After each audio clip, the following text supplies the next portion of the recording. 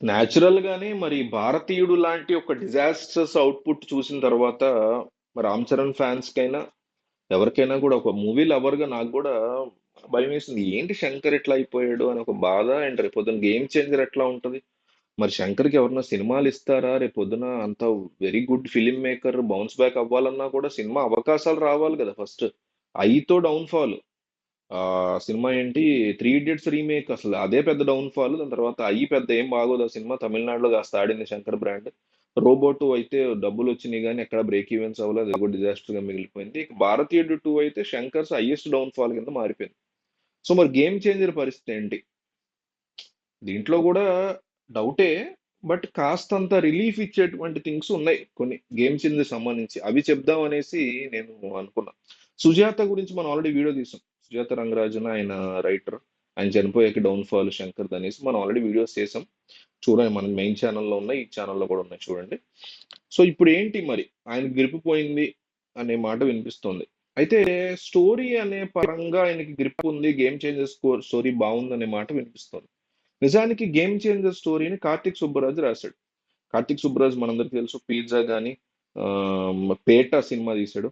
మొన్న వచ్చినటువంటి జిగర్తా, అంతకుముందు జిగర్తాండా, ఇప్పుడు జిగర్తాండా టూ వచ్చింది మొన్న. చాలా ఇష్టం ఈ సినిమాలో, నా ఫేవరెట్ డైరెక్టర్ కార్తిక్ సుబ్బరాజు. అట్లాంటి వ్యక్తి ఒక మంచి స్టోరీని తీసుకొచ్చి శంకర్తో ఎగ్జిక్యూషన్ చేస్తున్నాడు. చూడండి ఇప్పుడు Karthik Subbaraj is already a director, established director, తమిళంలో big one of the top directors లో ఉన్నాడు. అట్లాంటి వ్యక్తి తన స్టోరీని తీసుకొచ్చి శంకర్ తో ఎగ్జిక్యూట్ చేస్తున్నాడు అంటే ఇది ఒక రిలీఫ్ పాయింట్ అనుకోవచ్చు గేమ్ చేంజర్ విషయంలో.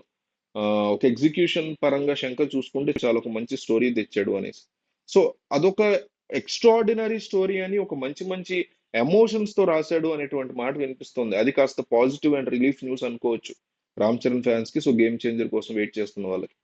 అట్లాగే గేమ్ చేంజర్ యొక్క స్క్రీన్ ప్లే మీద శంకర్ స్పెషల్ ఫోకస్ పెట్టాడు. చిరంజీవి నుంచి ఒక రకమైన ప్రెషర్ ఉంది ఈ టైంలో. రామ్ చరణ్ ఆర్ఆర్ఆర్ తర్వాత ఒక మంచి మూవీ అవ్వాలి, నిజంగానే అతని కెరీర్ కు గేమ్ చేంజర్ అవ్వాలని చిరంజీవి అనుకోవడం వల్ల ప్రెషర్ పెట్టాడు శంకర్ మీద. అందువల్ల ఒక మంచి అవుట్పుట్ రాబోతోంది, అందుకే గ్యారంటీగా హిట్ అవుతుంది అనే వాళ్ళు కూడా ఉన్నారు. అట్లాగే ఇండియన్ వన్ నుంచి జనాలు చాలా ఎక్కువ ఎక్స్పెక్ట్ చేశారు. దాంతో ఇండియన్ వన్ అనేది ఒక క్లాసిక్, కల్ట్ క్లాసిక్. ఈ ఇండియన్ సినిమా హిస్టరీలో ఒక టాప్ 20 సినిమాలు తీస్తే అందులో ఇండియన్ వన్ ఉంటది.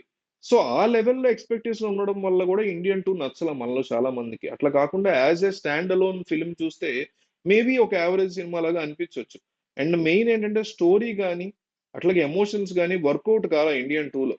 సో అలా కాదు, ఇండియన్ టూ మీద ఎటువంటి ఎక్స్పెక్టేషన్స్ లేవు అసలు. అసలు కథ ఏంటో, దాని గోల్ ఏంటో, దాని బ్యాక్గ్రౌండ్ ఏంటో ఏమీ తెలియదు.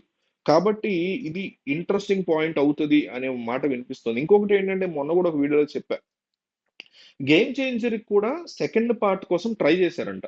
బట్ స్టిల్ దాన్ని రిజెక్ట్ చేశాడు రామ్ చరణ్. వద్దు, దీన్ని ఇందులోనే మనం ఎండ్ చేసేద్దాం, సినిమాని మధ్యలో ఆపొద్దు, భారతీయుడు టూ లాగో లేకపోతే రోబో లాగోనో ఆపొద్దు, దీన్ని మనం సెకండ్ పార్ట్ వద్దు, ఇది ఒక్క స్టాండ్ అలోన్ సినిమాలోనే ఉండాలి అనేసి రామ్ చరణ్ పట్టుబడడంతో మొత్తం కథ అంతా ఇందులోనే కవర్ అయిపోవటం కూడా ఈ సినిమాకి బిగ్గెస్ట్ ఫిచ్చింగ్. సెకండ్ పార్ట్, ఫస్ట్ పార్ట్ కోసం అంటే టూ పార్ట్స్ కోసం ఏం చేస్తున్నారంటే కొంతమంది డైరెక్టర్స్ ఓ సాగదీస్తున్నారు సినిమా ఫస్ట్ హాఫ్ అంతా. సెకండ్ హాఫ్ లో అసలు స్టోరీ పెట్టి క్లైమాక్స్ లో ఒక క్లిఫ్ హ్యాంగర్ పెట్టి సెకండ్ పార్ట్ కోసం వెయిట్ చేయండి అంటున్నారు. అది అన్నిసార్లు వర్కౌట్ అవ్వదు. పుష్పకి వర్కౌట్ అయింది, కల్కికి పెద్ద సూపర్ క్లిఫ్ హ్యాంగర్ ఉందని నాకేం అనిపించదు. క్లిఫ్ హ్యాంగర్ బాగుంది, దానికోసం ఫస్ట్ హాఫ్ అంతా లాక్కొచ్చాడని అనిపించింది.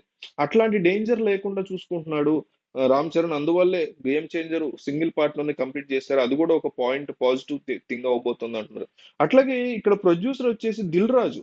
సో దిల్ రాజు అనే వ్యక్తి చాలా డీప్ గా ఇన్వాల్వ్ అయ్యి ఈ ప్రాజెక్ట్ ని యాక్సెప్ట్ చేశాడు. అసలు కార్తిక్ సుబ్బరాజుని ఇన్వాల్వ్ చేసిందే దిల్ రాజు, చిరంజీవి.